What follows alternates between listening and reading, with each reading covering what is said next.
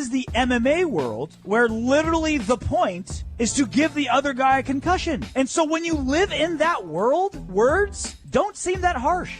I would be way more pissed if someone said something about my wife or my kids or my mom. I would lose my mind. You want to fight it out? That's fair. But like now we're involving people that are innocent bystanders. That's my issue. Like that goes deeper than fighting. And I like to think that that's the reason that I've been lucky enough to be kind of above that kind of stuff. Like it wouldn't matter who it was. And that's the world that I live in. So like we can fight. You can punch me in the face and I'll shake your hand and drink a beer with you afterwards.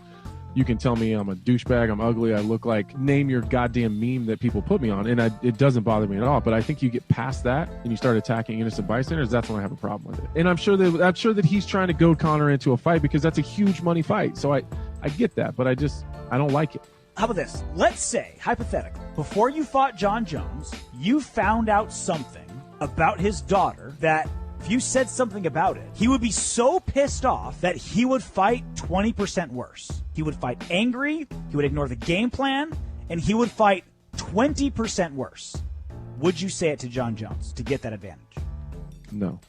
You're a man of honor. But that's because I want the same respect. I know me. You're saying that like the world that everyone else lives in is this civilized world. I don't live in that world. I don't have to act like the rest of you guys. Mm-hmm. So like it will go deeper than fighting because that's who we are as fighters. That's what makes us as good as we are at what we do. I can't blame another fighter to say, I'm going to just say things that make my opponent fight worse. I'm going to use every possible advantage I can think of, including trash talk, because my life is on the line when I go in that cage. And if I can make my opponent fight 20% worse, 10% worse, to be able to guarantee that my kids always have food on their table, I can't blame somebody if that's their motivation.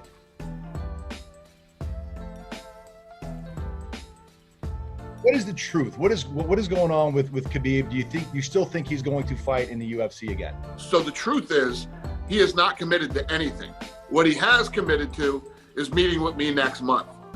He and I are going to sit down. We're going to meet next month. And we're going to find out how persuasive I can be.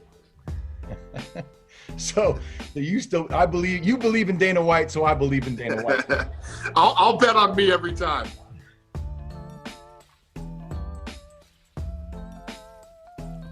Couple months later, what are your feelings on O'Malley after everything you two have been, through together?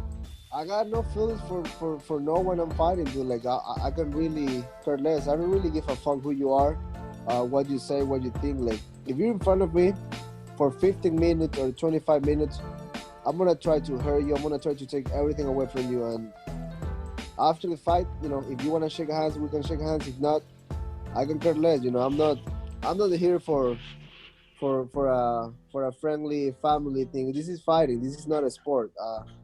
A lot of people wanna have that talk that this is a sport and martial arts. Yes, we came from martial arts, but once the cage is locked, it's a fight. And I'm not here to be friend with my opponents. The guy is a crybaby. He's a little bitch, and he's a bitch once. You're gonna be a bitch forever. So I don't care about the guy. Like. He can talk whatever he wants. In my record, I have a win. I get more money, and he was talking all this crap. And if you cannot back it up, better change your game. Has anybody ever talked to you about a rematch? Because he obviously believes that if he didn't get hurt, he would have beat you. I imagine that would be a big money fight. So has anybody approached you about running that back? And do you have any interest in that? Let's be real. There is not big money in the rematch because first thing, he's not Conor McGregor. Conor McGregor and Nick Diaz, that's money. Whoever fights Conor McGregor, it's money. Mali is just like a lower version of Conor McGregor. Like let's see, like he's like the China version of him. He's made in China, so it's fake. It's not the same. There's only one Conor McGregor. There's only one Chito Vera. There's only one Jose Aldo. Once you try to be like somebody else, you will never be yourself, and you will never be able to become what you want to be. So there's if you ask me, there's not really money in the rematch. There's not really money. Like I won't get paid anymore if I fight his ass. Don't get me wrong.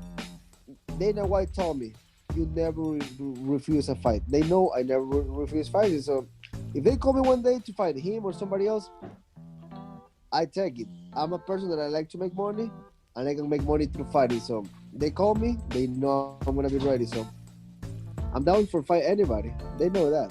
Now, Aldo is as legendary as they come when you're talking about this MMA game.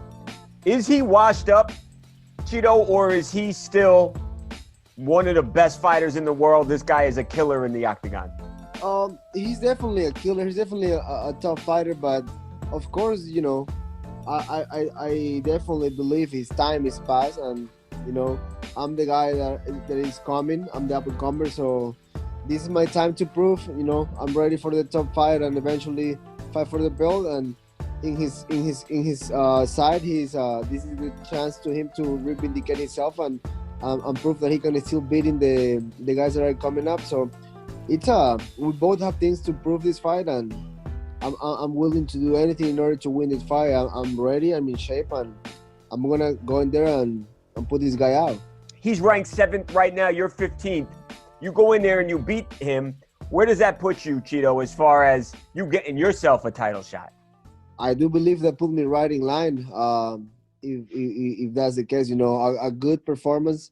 I believe after I finish this guy, I'm gonna be right there in line. So whoever the UFC put me there, or if you know somebody get hurt, somebody get COVID, you know, I might jump in the line. So the only thing I know, I'm gonna be ready. I'm gonna be prepared, and I'm bringing a lot of fight inside of me to beat this guy. I'm not playing games. I'm not looking up to this guy. You know, the cage is gonna be locked, and one is gonna be her, and it's not gonna be myself.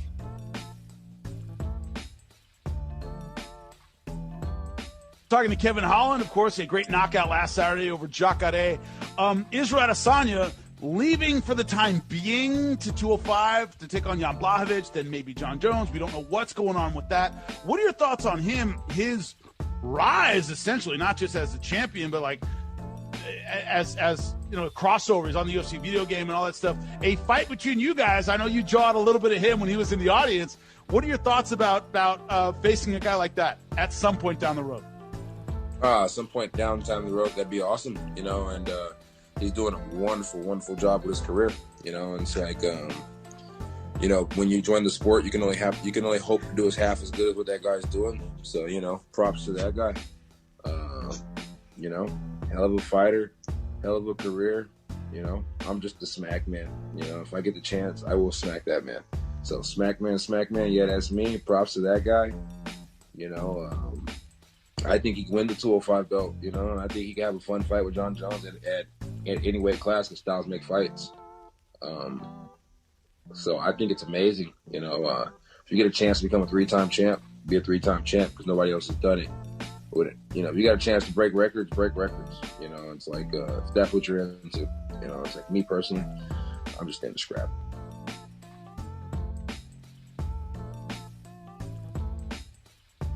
We were talking about how Davison Figueiredo had this huge story about being so sick the night before. I'm sure you heard it. When you hear stories like that, does it make it sound like Figueiredo is making excuses, or he's just trying to tell the truth? Obviously, yes. I mean, it's an excuse, you know, because if you talk with a lot of different fighters, I mean, for example, me, I had 2 fights in the company, very sick, you know, from my stomach. And I mean, it's my fault, because Dana White is not going to your room and put a gun in your head and say, hey, you need to fight, you know. So was his decision. If he was very sick, why he fight? So, man, this is just excuses, you know, excuses. But it's fine, because he's trying to sell the rematch, and he's working for me right now.